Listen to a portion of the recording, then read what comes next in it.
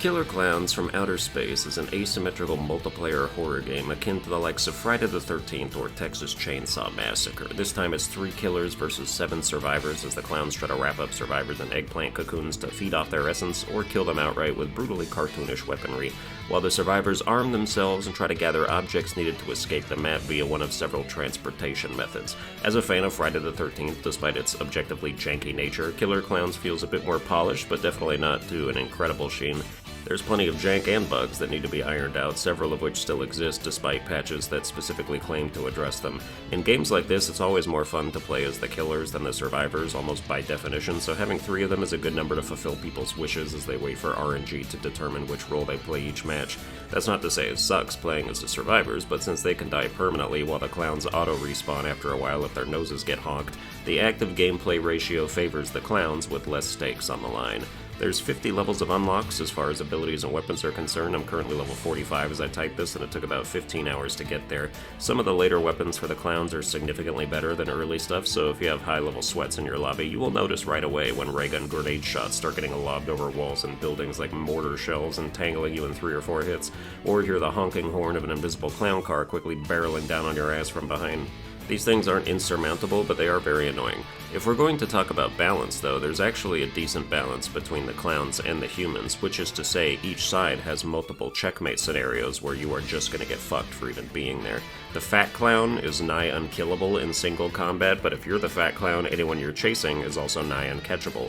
Coordinated humans can easily win 1v1s and 2v2 melees against other clowns, unless the humans don't have any sharp objects to finish downed clowns off with, in which case they can't be beaten, but if clowns are retreating backwards while firing their lasers to try and ensnare you, it becomes really annoying and difficult for approaching humans to land their melee swings, especially because hit detection in this game is a fucking nightmare. More on that later. Let's get to the game graph. We're out here judging story, graphics, mechanics, and fun as separate categories, culminating in an overall score later on. Starting with story. As if there's a story. The game is based on a weird 80s movie, so if you want a story, you can watch that, I guess, but outside of some lore tapes you can find and ignore, you're just here to jump into the action regardless of setup. Story gets an NA. Now for graphics. This is not the kind of game where graphics are important. Environments and things look normal and basic, but the clowns themselves are drawn and animated pretty decently. This is the kind of game where if an object is above you, your character still bends down to pick it up, if you catch my drift, and it doesn't need to be better than that. Graphics get a 70, which is my average score I give for when they don't really matter. Next is mechanics, which is where I have to rip hit detection apart. It seriously sucks so bad. If you're a human with an axe and you knock a clown on their ass, the only way you can finish them off is by using a bullet or a sharp object to hit them in their nose, which then kills them instantly, but you only have a few seconds to do it before they get back up.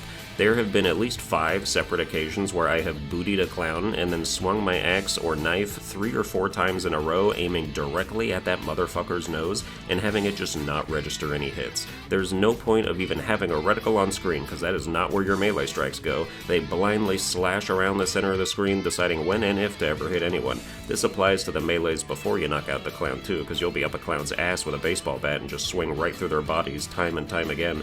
Clowns do not seem to have an issue hitting humans though, with all their far-reaching and horizontal swinging attacks, so you can imagine our frustration when an encounter that should have been a breeze turns the tide of the entire game because now a survivor with important escape items is dead. If you die as a survivor, I guess you're no longer a survivor, but you can come back once per match if a surviving survivor activates the resurrection machine, which clowns frequently camp when there's only a few people left. When clowns die, they can respawn infinitely, but the timer is like 45 seconds, so it makes a big difference when a clown or 2 get demolished. While you're doing escape objectives, like pouring gas in a tank or putting a spark plug in a machine, you have QuickTime events Dead by Daylight style, where you need to periodically press a button at the right moment to avoid making noise and alerting people. The safe zone is quite large, but there's a much smaller perfect zone that seems to need nearly frame-perfect inputs to hit, and it just feels like there's input delay or lag or something, because all the people I play with complain about it, saying they were late on the press when they shouldn't have been, so we just don't bother trying anymore. A main mechanic for the clowns is hooking up these scattered eggplant pods to cocoon hubs to try and bring about the clownpocalypse earlier and shorten the match time in the process. When it activates, a truck smashes through a random one of the gunked up exits on the map and gives survivors one last avenue of escape during the last 30 seconds, before the cotton candy nuke activates and kills everyone. This is something the clowns want, because when an exit appears, the survivors and clowns can both see where it is on the map, but the clowns can use an ability to teleport jump over there and try to block the humans. The problem is this happens very infrequently because Klowns need to hook 17 pods to instantly activate it, and it just takes too long to do even if all 3 Klowns specifically focus on it while the unimpeded survivors escape in every direction. It's still worth hooking a few pods because it spawns minions for the Klowns who patrol the area and can grapple humans and alert Klowns to their presence, but it just feels like a half-baked objective that's mostly a waste of time when humans are all over the place begging to be chased and murdered.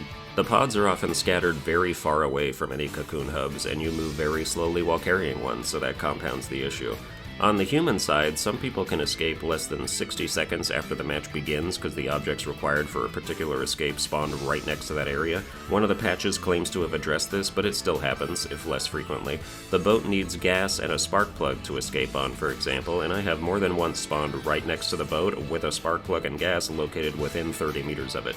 Speaking of spawning, humans spawn right next to Klowns all the time. You spawn in, the music instantly ramps up, you turn around, there's a laser already enveloping you in purple despair. You spawn with no weapons, so there's no way to fight back. Mechanically, this game has decent ideas, but the execution is pretty much always subpar, so I'm giving mechanics a 30. Now for fun. Is Killer Klowns from Outer Space fun? Yes, for at least the 15 hours I've played so far, with smatterings of BS that suck the joy out of everything for a few minutes until you dive back in for redemption that may or may not come. This game is fun until your hitboxes don't work, it's fun until you spawn and die within 15 seconds, and it's fun until the Klowns pod you and then camp your cocoon so nobody can rescue you. Frustration abounds, but overall it's still fun. I'll give fun a 75. So now for the overall score, which is not an aggregate of the previous scores because some things are weighted differently, but I'm giving Killer Klowns from Outer Space the honorable meme of 69 out of 100. Fun premise, fun to be had, but time has been permanently stopped at jank o'clock. So that's going to do it for this game graph. I hope you enjoyed it. If you did, you can like, share, and subscribe. Watch all my other videos as soon as they spawn, and I'll see you guys next time.